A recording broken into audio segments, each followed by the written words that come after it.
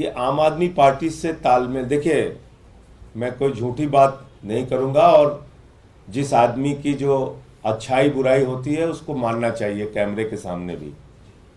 मैं जिम्मेदारी से कह रहा हूं, आम आदमी पार्टी से समझौता कराने में लवली जी की बहुत महत्वपूर्ण भूमिका रही है। अब किस कारण से अभी वो बोल रहे हैं मैं नहीं जानता, तो इसका श्रेय उनको भी जाता है।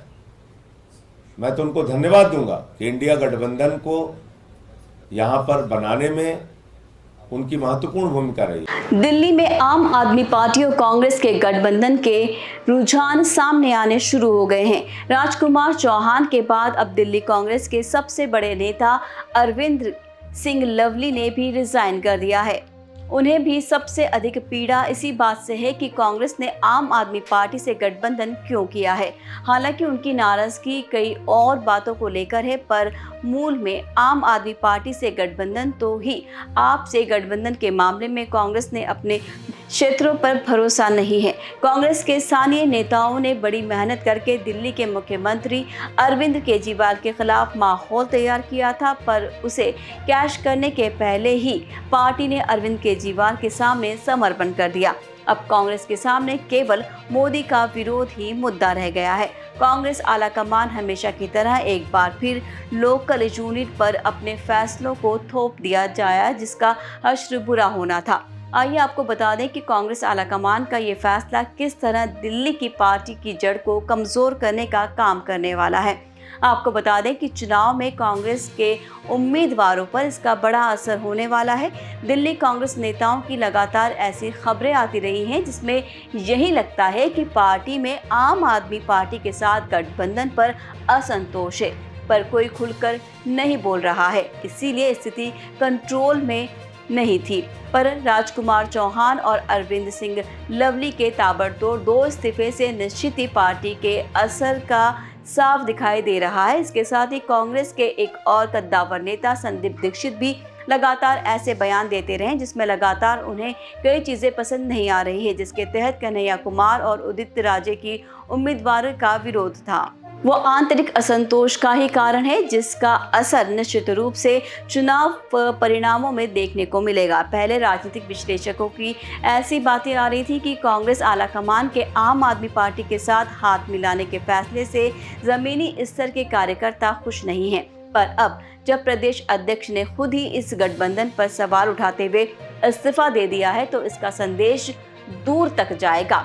एक तो पार्टी में दबी असंतोष की आवाजें एक बार फिर से उभरेंगी, दूसरे पार्टी कार्यकर्ता बीजेपी के उम्मीदवारों में भी भविष्य ढूंढेंगे। ऐसे में पार्टी के तीनों लोकसभा उम्मीदवारों के चुनाव अभियान पर असर दिखने का स्वाभाविक रूप है।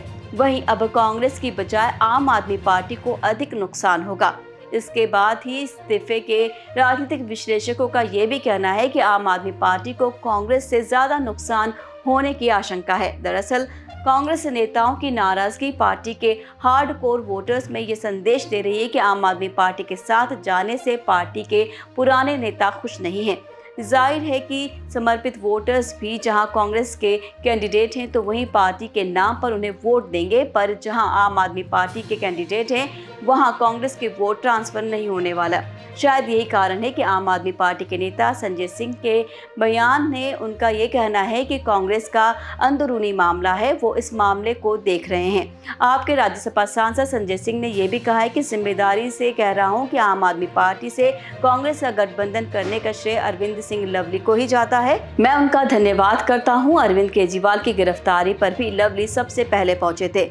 अब वो क्यों बदल गए हैं पता नहीं। वहीं एक बात और की जा रही है कि लवली की नाराजगी से सिख बहुल इलाकों में इंडिया गुट कमजोर हो गया है। सिख बहुल तिलक नगर में पार्टी के झंडे लहराकर सिंह विरोधी दंगों से प्रभावित क्षेत्र में पार्टी की वापसी का प्रतीक बनकर कांग्रेस के राष्ट्रीय नेतृत्व को प्रभावित करने के लगभग 6 महीने बाद अरविंद सिंह लवली ने पार्टी के दिल्ली कांग्रेस अध्यक्ष पद से इस्तीफा दे दिया। ये उनके राजनीतिक करियर में दूसरी बार था जब वो दिल्ली कांग्रेस अध्यक्ष पद से रिजाइन कर चुके हैं। कांग्रेस की राज्य इकाई से कुछ लोगों की बातचीत के आधार पर मानना है कि लवली उनके इस्तीफे से सिखों के प्रभुत्व वाले विधानसभा क्षेत्रों में आप कांग्रेस गठबंधन को नुकसान होने की संभावना है। एक कांग्रेस पदाधिकारी ने कहा कि सिख समुदाय ने कई समर्थक दोनों निष्क्रिय कांग्रेस कार्यकर्ताओं और नए लोग जिनके साथ लवली अक्टूबर से जुड़े हैं उनके द्वारा लगाए गए आरोपों से पार्टी खुश नहीं होगी। अब ऐसे में एक सवाल है कि आखिर गठबंधन कैसे मजबूत हो पाएगा।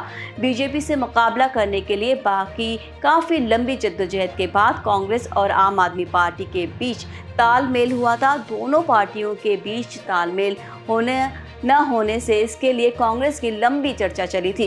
कांग्रेस का एक धड़ शुरू से ही आम आदमी पार्टी से गठबंधन किए जाने का विरोध में था।